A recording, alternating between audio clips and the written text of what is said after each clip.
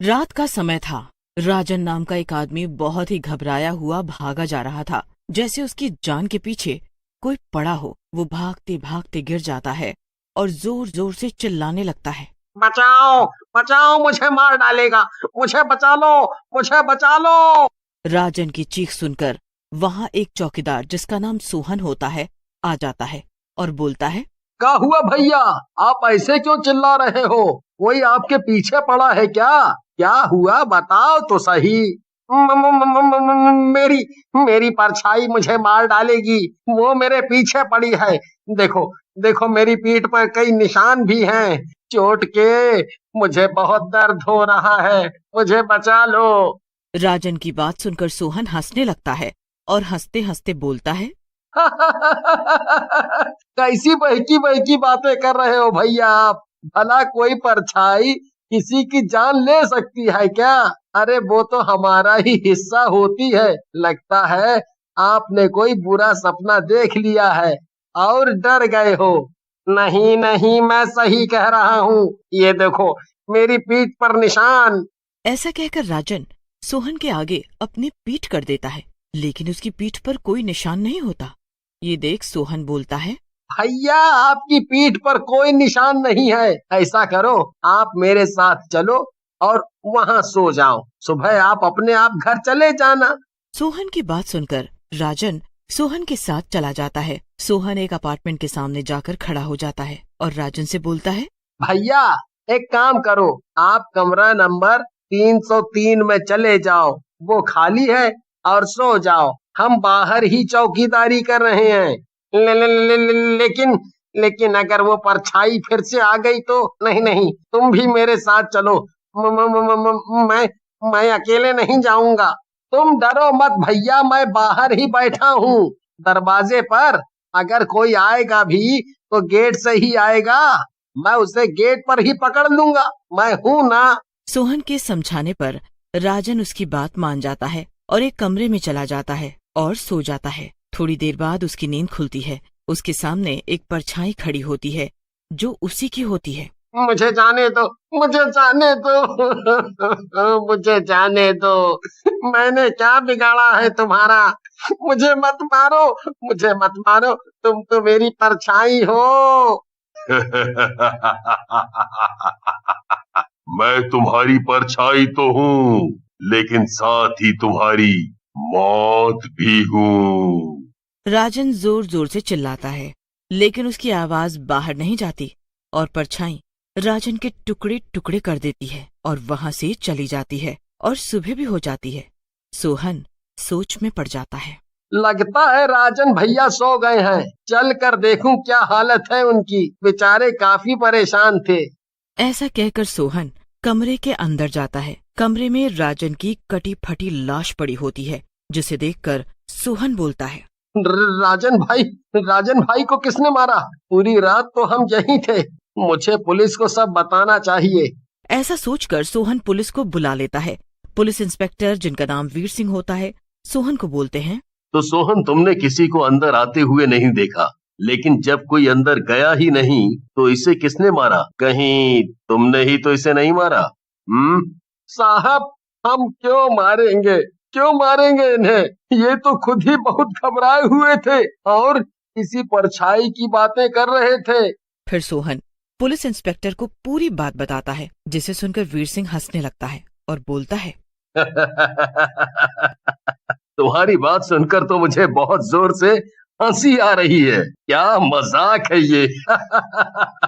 तभी उसकी नजर कमरे में लगे कैमरे पर पड़ती है। वीर सिंह खुश हो जाता है और बोलता है, अभी दूध का दूध और पानी का पानी हो जाएगा। इस कैमरे की रिकॉर्डिंग से पता चल जाएगा कि किसने इसे मारा है। ऐसा कहकर वीर सिंह उस कैमरे की रिकॉर्डिंग मंगवाकर उसे चलाने लगता है, लेकिन कैमरे में राजन की कोई भी रिकॉर्डिंग नहीं होती। ये देख वीर सिंह हैरान रह जाता है। तभी सोहन डरते हुए कहता है, साहब, अब तो मुझे भी यकीन हो गया है, इन्हें उस परछाई ने ही मारा है। साहब, मुझे आप अपने साथ ही ले चलो ना। ना जाने मुझे क्यों डर लग रहा है। तुम तो वैसे भी तब तक थाने में रहोगे जब तक राजन के असली कातिल का पता नहीं चल जाता। तुम अब हमारे साथ ही चलोगे। फिर वीर सिंह और सोहन पुलिस की गाड़ी में बैठकर थाने के अंदर चले जाते हैं। वीर सिंह सोहन को लॉकअप के अंदर ले जाकर बंद कर देता है। साहब साहब साहब, मुझे अकेला मत छोड़िए, वो परछाई अब मेरा पीछा कर रही है, वो गाड़ी के पीछे पीछे आ रही थी। सोहन, मुझसे पागलों वाली बातें मत करो, मेरा मूड वैसे ही खराब है। चुपचाप बैठे रहो, ये पुलिस स्टेशन है, यहाँ बड़े बड़े भूत भाग जाते हैं, समझे? ऐसा कहकर वीर सिंह वहाँ से चला जाता है। रात होते ही सोहन सोने लग जाता है, लेकिन तभी आधी रात को उसकी नींद खुलती है। उसकी परछाई उसके सामने हंस रही थी। तुम तो मेरी परछाई हो, भला मुझे क्यों मारना चाह रही हो? तूने मेरे शिकार को बचाना चाहा, इसीलिए अब तू मरेगा। ऐसा कहकर परछाई सोहन की तरफ बढ़ती है। सोहन जोर जोर से चिल्लाने लगता है, लेकिन सोहन की आवाज बाहर नहीं जाती है। तेरी आवाज बाहर नहीं जाएगी, कितना भी चिल्ला तू, आज तेरी मौत पक्की है। फिर वीर सिंह वहाँ से अपने घर चला जाता है और अपनी पत्नी सुजाता, जो कि एक वैज्ञानिक होती है, उसे सारी बात बताता है, जिसे सुनकर सुजाता वीर सिंह से बोलती है, मुझे ये सब किसी आत्मा या चुड़ैल का किया धरा लगता है, नहीं तो कातिल कोई भी हो कैमरे में तो जरूर आता ना। सुजाता की बात सुनकर वीर सिंह हंसने लगता है और बोलता है, क्या कहा, चुड़ैल या आत्मा? तुम साइंटिस्ट होकर अंधविश्वास की बातें कर रही हो। मुझे तुम पर हंसी आ रही है। देखो, ये हंसने की बात नहीं है वीर, जैसे भगवान है इस दुनिया में, वैसे ही शैतान भी है, समझे? चलो, अभी मुझे ऑफिस जाना है कुछ काम से। ऐसा कहकर सुजाता वहाँ से चली जाती है। वीर भी अपने कमरे में बैठकर टीवी देखने लगता है। तभी उसे लगता है जैसे कोई उसे घूर रहा है। वीर सिंह पीछे घूमता है, लेकिन उसे कोई नहीं दिखता। मुझे ऐसा क्यों लग रहा है कोई मुझे घूर रहा है, हो सकता है ये मेरा वहम हो।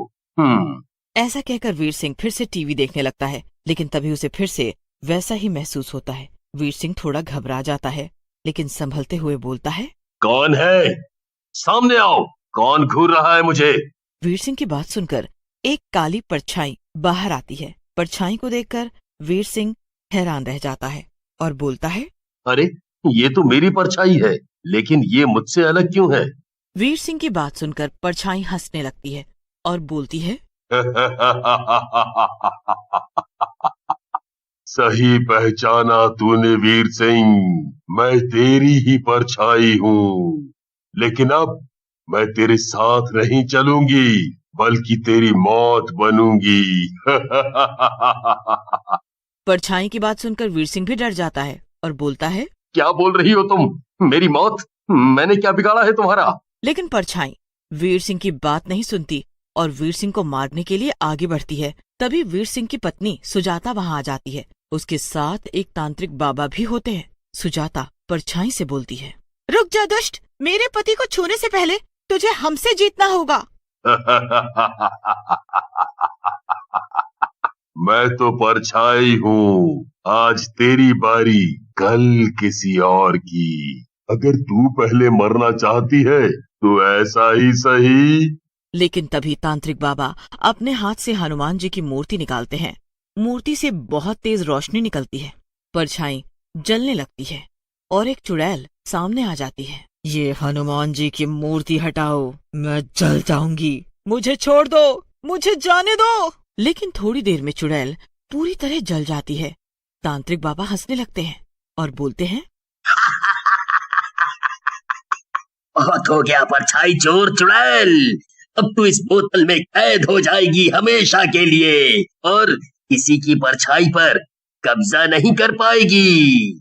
ऐसा कहकर तांत्रिक बाबा उस चुड़ैल की राख को एक बोतल में डाल देते हैं और उसे लेकर वहाँ से चले जाते हैं।